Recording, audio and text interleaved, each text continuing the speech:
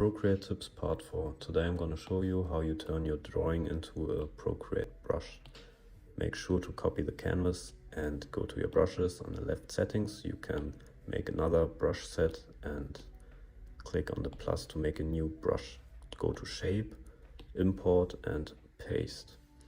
Now click with 2 fingers to invert the design.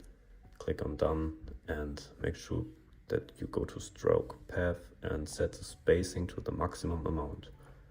So now you can use it, just use the brush, click on the canvas, and you can also change the colors or the opacity.